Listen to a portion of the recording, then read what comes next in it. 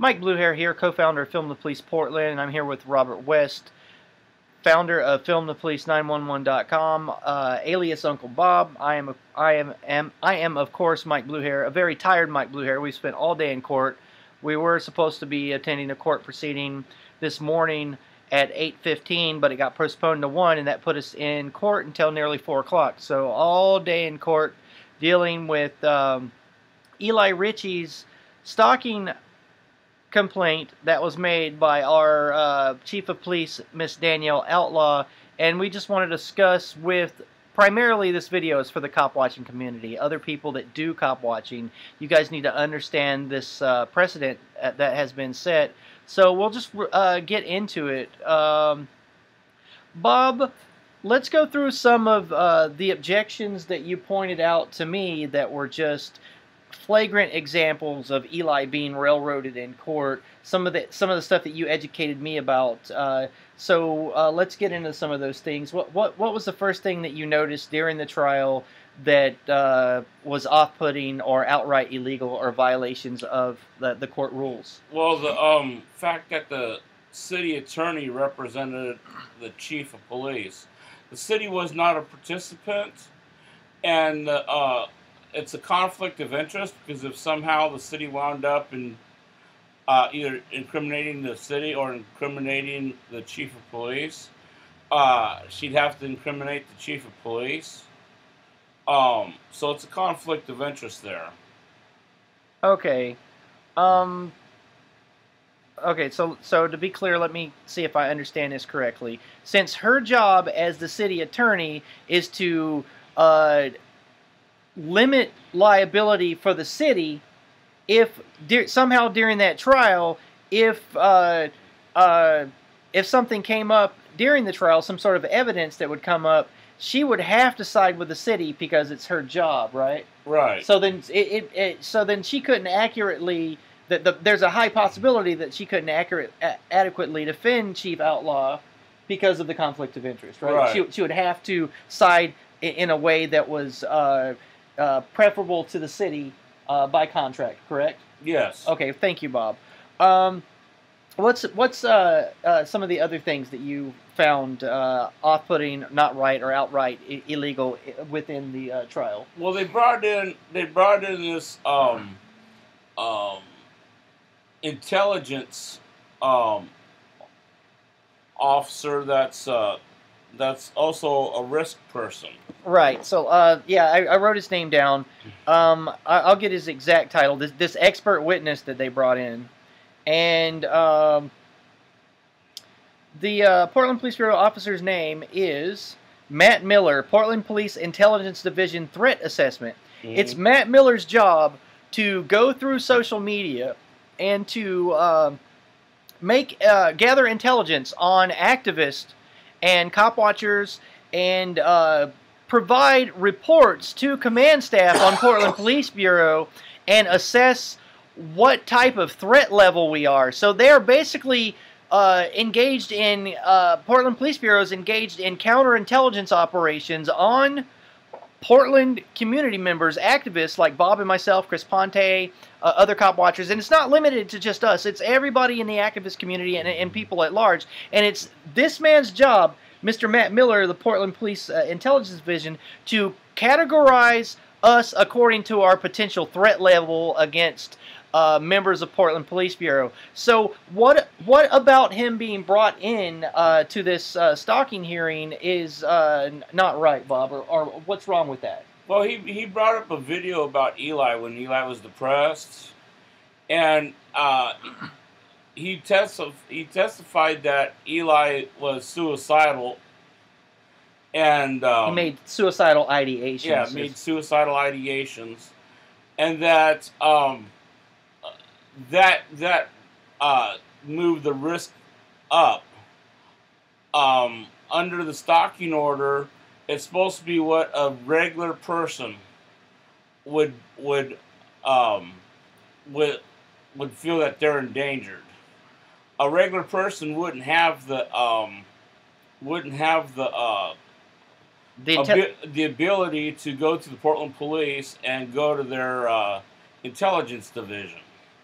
Oh, right. So he's providing very specialized information, and he has the ability to go through all of the social network posts that Eli would make, and a regular person wouldn't. Right. Right. So they're arguing like on the level of an expert witness when it's disproportionate. They're supposed to be arguing what a normal person or a reasonable person standard of what a threat level would be. Right. Right. Now, something that I found interesting is that when Eli asked Chief Outlaw, was she armed, and did she have any combat training, and why wasn't that allowed by the judge? Why would the judge not allow him to ask her further questions about that? Because they can only argue what's on the petition. Right. And there's nothing on the petition about her combat training. Though there was nothing on that petition about his mental health status either. Right. So that's why the judge didn't allow the combat training. Eli tried to put in saying, well, hey, if she had combat training or police hand-to-hand training or something like that, that the threat assessment would be a lot lower than, or a lot higher than a regular person. And all that does basically bury him, because the judge is like, well, hey, he's asking about combat training. If she's got combat, why is he asking that? He's sounding like he's in a situation that he's actually thinking about harming her. Oh, that's what they inferred. Yeah. Okay. Now, I want to point out something that I found particularly egregious is the precedents that this sets fellow cop watchers and people in the cop watching community and fans of all of our works, the people that do First Amendment audits, the people that patrol and film the police accountability activists. This is the precedent that this is set, okay, guys? Mm-hmm. Here's the thing. Portland Police Bureau top cop, our chief of police, was filmed while she was in uniform at her job, and the judge upheld that as being one of the contacts that Eli made with her that put her in a state of fear. So I want you to think about this for a second. So Eli is walking on the sidewalk with Chief Outlaw in uniform. She was wearing a gun. She had a firearm. And those two other employees of Portland, the city of Portland, they were also armed. So she is saying she's in a state of fear in uniform, in commission of her public duties, with two other armed people in uniform, cops. They weren't in uniform. Sorry, two other armed people, but they were Portland Police Bureau officers. Now, she's saying that she was put in a state of fear because of that. So wrap your brains around that, fellow cop watchers. I mean, if you're watching this, please, I need people to, do a tyrant alert, make this go far and wide. And this is scary. My concern as another cop watcher is that, first and foremost, I have never filmed a Portland Police Bureau officer out of uniform, and I have no desire to do so. Never have. I filmed our public information officer, what was the former, Pete Simpson. I filmed Pete Simpson one time when he was in uniform, and his children was with him, one of his kids. And what I did was I blocked out the video of his kid going by, because I observed that private life thing. I don't think that as cop watchers we should be doing that. That's my personal preference. I'm not interested in what they do when they're not in uniform, because that's not subject to scrutiny on a level that we should be scrutinizing these people on. So I blocked out Pete Simpson's kid. But what disturbs me, and this is having a chilling effect on my willingness to continue doing the activism that I'm doing, is simply this. They used in court as evidence that he's stalking Chief Outlaw that she didn't want to be contacted by him while she was in uniform, while she was armed, and while she was with two other employees of the city of Portland that also had weapons. She actually got into the courts that this is something they use to sustain a stalking complaint. Now, I have filmed 1,800 videos on my regular YouTube channel, and the majority of those are all police encounters. Various other platforms online, I probably have about 2,000 videos up.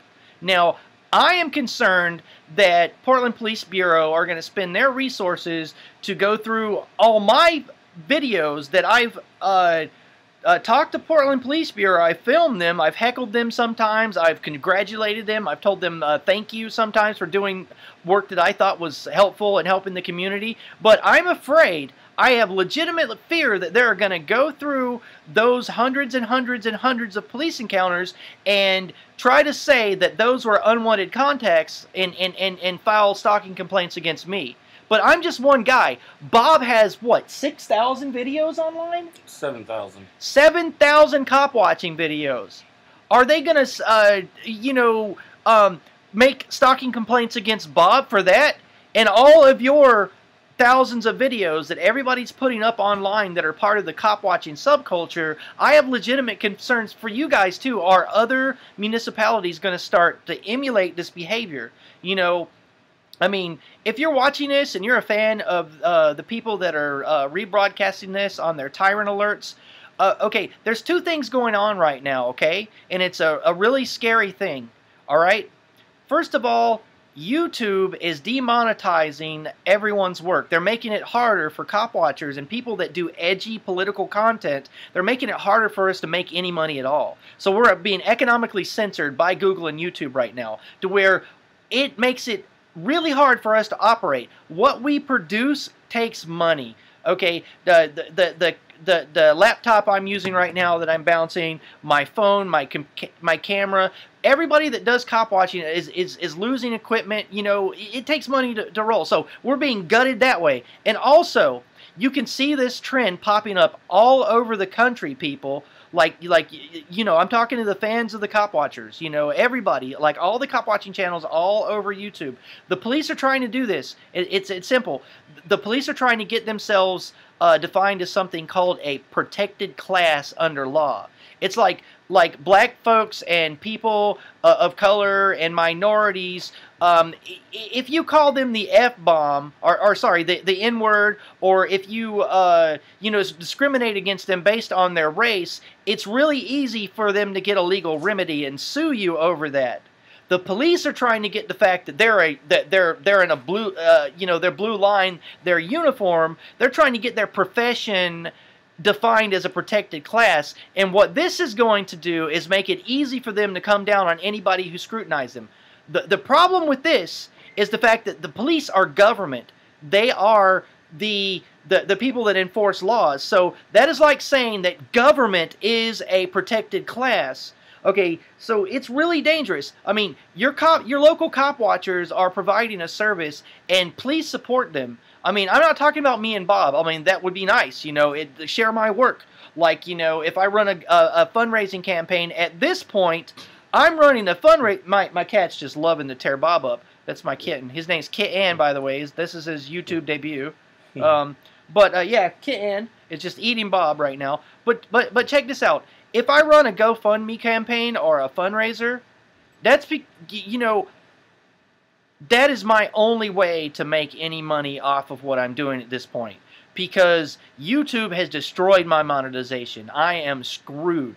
You know, this is my round muscle, and YouTube is filling it up with the biggest, you know, ugliest sex toy ever invented. That's how that's my financial prospects in doing what I'm doing. You know, I'm not stopping. I'm not going to stop doing what I'm doing, but you just need to realize that about what's going on. So, yeah, so fellow cop watchers, please throw this out in a, tyrant alert, and let's try to make Eli feel supported. Okay, Eli has been arrested, my God, at least 11 times in the last year. He has been stabbed while out cop watching, and the DA actually instructed the grand jury when Eli was stabbed in the arm during cop watching. The district attorney Rod Underhill instructed the members of the grand jury to whether or not they, when they were deciding whether or not to prosecute Bob or Eli's assailant,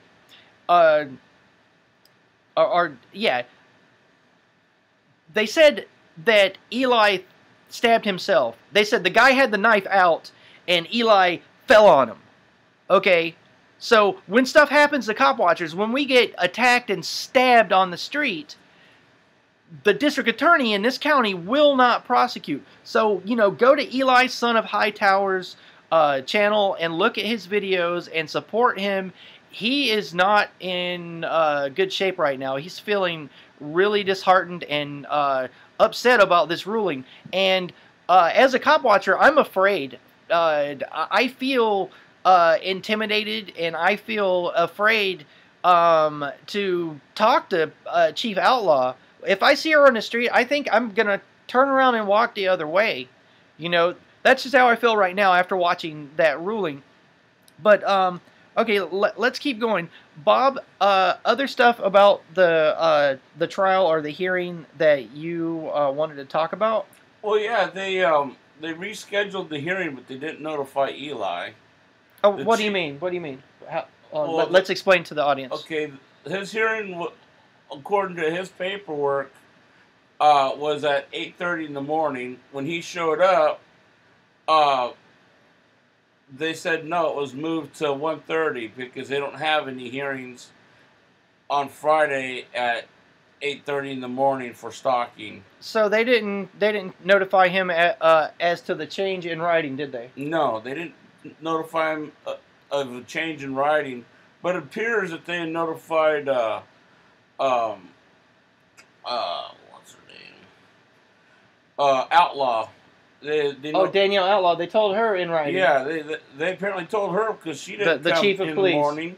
Right, she didn't show up in the morning. She showed up at 1:30 in the afternoon. The other thing that I really have a problem with, and why is that not proper to do? Why is it not proper? It's improper service. I mean, so it's a due process violation. Yeah.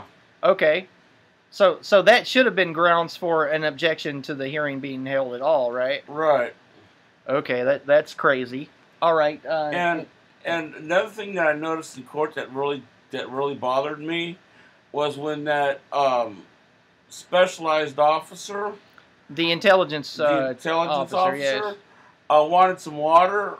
The judge poured him water. Oh yeah, let me say that. Okay, so this is lovely. We're in a courtroom with for a stalking hearing, where the chief of police is alleging a cop watcher is, stalking her. So the Matt Miller, Portland Police Bureau's Intelligence Division threat assessment officer, or he's the one that does the threat assessments. He's feeling a little parched. And he needs something to drink. So the judge herself is serving this police officer that's about to testify against, or as a hostile witness against Eli, water. So this is a symbolic representation of the judge serving the police. Like, how effed up is that during a court proceeding? All right, thank you for pointing that out, Bob. I forgot about that. But other things that you found concerning. They're going to call you a lazy bastard for slouching during this video, but I don't care. I'll sit up. Right, people are all trolling. They're like, look at Bob, he can't even stand up. Hey, there's a lot of things that I noticed that was messed up. They introduced videos that they didn't have. They go, oh yeah, we made screenshots of these videos. Oh yeah, let me logic that out for you. Okay, the whole backbone of the argument for Eli's quote-unquote allegedly stalking our chief of police was that he had an obsession with Danielle Outlaw. And what Eli did was, there was a recent speech just a little while ago, an acceptance speech of this community group that was you know, welcoming Chief Outlaw to Portland, and Eli took a bunch of sound bites out of that and then put them up there for other cop watchers to use in their videos. They took screen captures of all the videos, just one still image, and then they entered into evidence saying that Eli made multiple videos to demonstrate his, quote, obsession with Chief Outlaw. But, so, the judge took that into evidence, but they were only screen captures, thumbnails, as if though that proved an obsessive behavior of Eli. That's just absolutely freaking ridiculous that he just recorded a bunch of sound bites, and that's what it's called, sound bites, and it's just a bunch of sound bites out of it. But they were trying to say that Eli was obsessing on Chief Outlaw. That's just ridiculous. And he actually only filmed her twice. 2 videos. Right, just ridiculous. So they entered those thumbnails into evidence as if though they were all multiple videos, and the judge didn't bother to even watch them. And the other issues that I have is that they provided the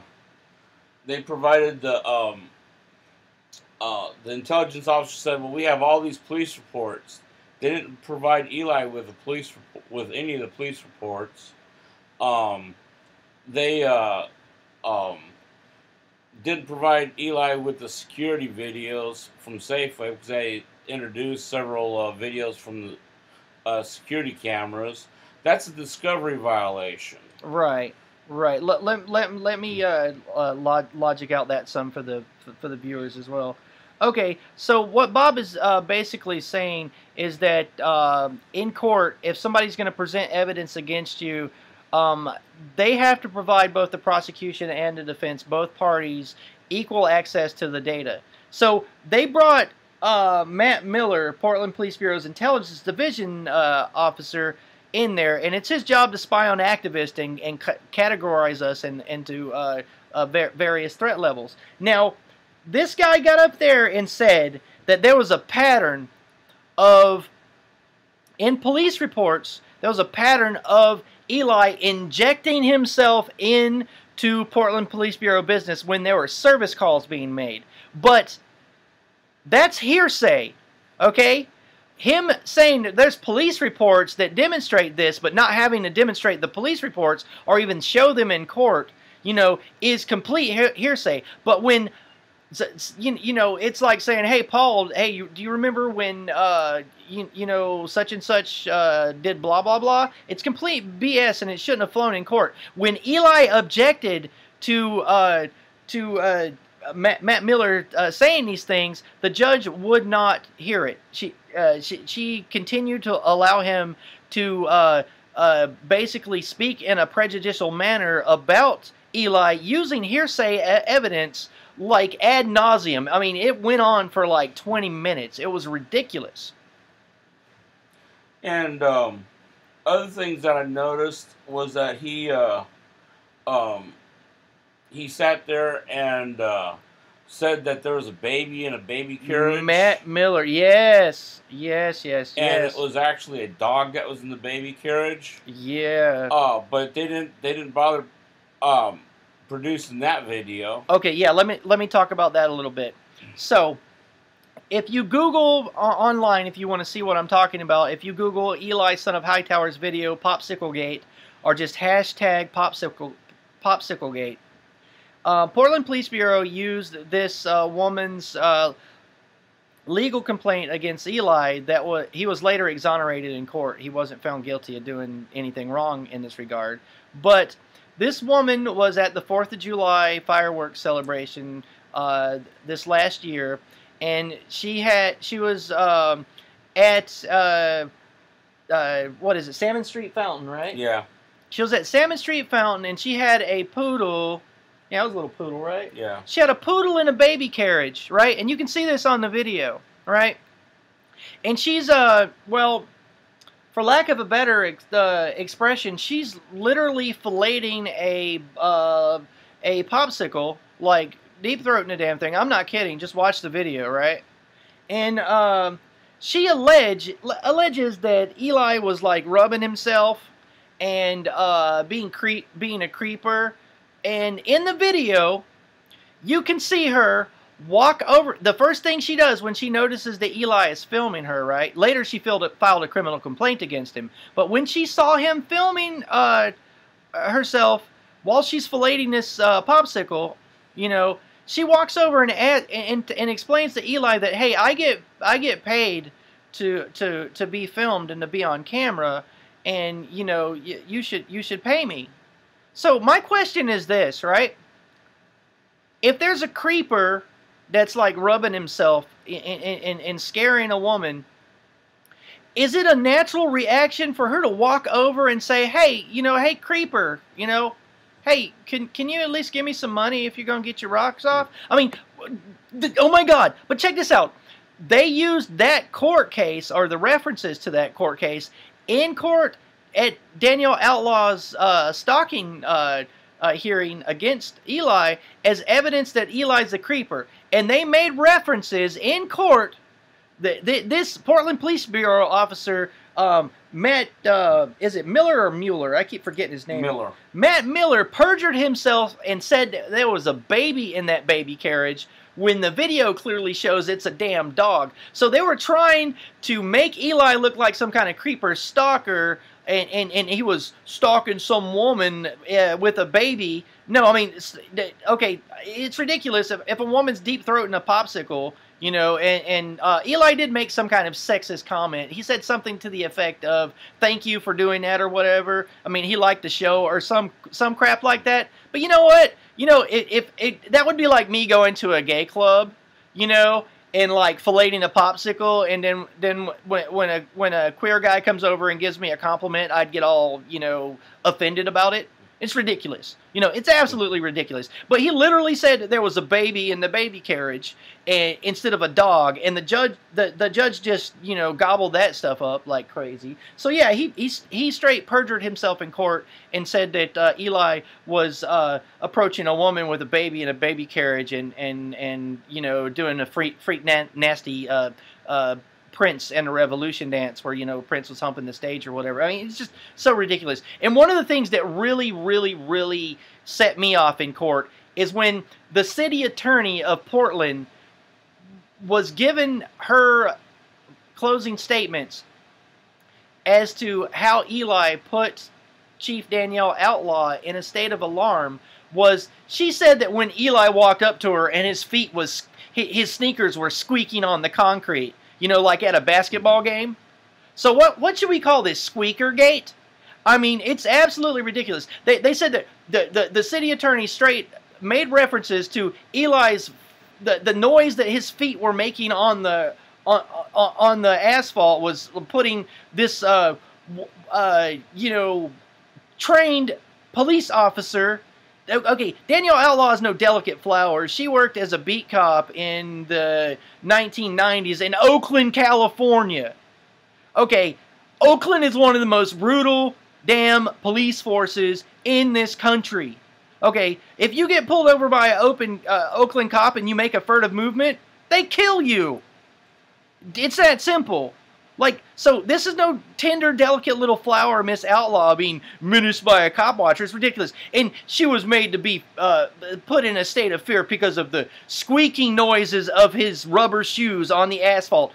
Oh my God. Like, that's the part that was really like, you know, being hit in the face with a frying pan, having to sit in court and listen to this bullshit. So yeah, the judge allowed a lot of stuff that shouldn't have been allowed. Evidence that was introduced that really wasn't evidence because it wasn't produced. And when they came in, they had like 6 police officers with the guy, with the chief, including the public information officer. Yes, the PIO was there. And so so yeah, it was just bad all the way around.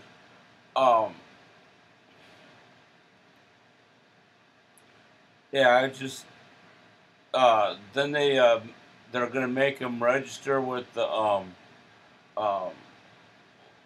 people that attack women as people that attack women under the federal law. And in some states, he may have to actually register as a sex offender. Because of this, these 2 videos he made asking the police chief questions. Yes. So in some states, he's going to have to be defined as a sex criminal now. Yep. That's just wonderful. Can you imagine trying to apply for an apartment? I mean, this is, you know, Portland cop watchers are being given such a raw deal that I'm asking right now, if you know any Multnomah County or lawyers that have passed the Oregon State Bar, we need your help. Okay, the ACLU won't help us. You know, the National Lawyers Guild won't help us. I've sent multiple videos of a multitude of civil rights violations to, you know, at least a dozen different law firms, and nobody cares about what's happening to us. They don't care, they don't care, they don't care. So if you've passed the Oregon Bar and you care about what we're doing, please contact me through this video. You know, we need help. We need help. If we're going to go into a court proceeding and a judge is going to allow a conflict of interest to where we have this high-priced, expensive Portland city attorney versus me trying to defend myself in court, that's ridiculous. I mean, I know my rights on the street, you know, relatively well. But in a courtroom, I'm a lost child. You know, I need legal representation. Bob needs legal representation. Eli does. You know, Chris Ponte. You know, Keith Davis of Multnomah County Cop Watch. All of us need help. I mean, we have a lot of documentation of various due process violations. In flagrant usurpations of our civil rights, and we can demonstrate this to a lawyer. So contact us if you can help. Is there anything else you want to add, Bob? Not really. Yeah. So yeah, if you're into cop watching subculture, please put this out as a tyrant alert. Mirror my video. I give anybody in the cop watch community my permission to re-edit and upload any of my videos and monetize it. I will give you, if you're another cop watcher, written permission. I will send you an email and you can upload, remix, re-edit any of my 1,800 videos, and I will grant you permission to make money off of it, make copies of it. Don't make money off of it. You know, burn it in disc and stick it in people's mailboxes that don't know about it. I don't give a shit. But, so that's it, man. You know, a dark day for cop watching. You know, I'm out, man. I've been awake since 6 a.m. and now it's 8 a.m. and I'm nocturnal. I had to change my sleeping schedule for 3 days before this this hearing, and I'm beat, man. You know, I'm not giving up cop watching. There ain't no quit in me. But I can tell you one thing. This has had a chilling effect on my ability and my willingness to continue to produce police accountability media. You know, I feel like I've been, you know, punched in the face by a 400-pound gorilla. I can only imagine how bad Eli feels at this point. But, yeah, if you're watching this on Steemit, hook me up with an upvote for police accountability. If you're watching this on YouTube, hook me up with that thumbs up and share it. And like I said, we need legal help. If you've passed the Oregon State Bar, please contact me through this YouTube channel. Or you can email me at mikes6077@gmail.com. You can always check out Bob's YouTube channel at filmthepolice911.com, and it will take you to all of his 8,000 7,000 police accountability videos. And by the way, can I get an upvote for Kitten? Yeah. All right. Say bye, Kitten. Bye, Kitten. Bye, Kitten. Okay. Bye, guys. Thanks for watching.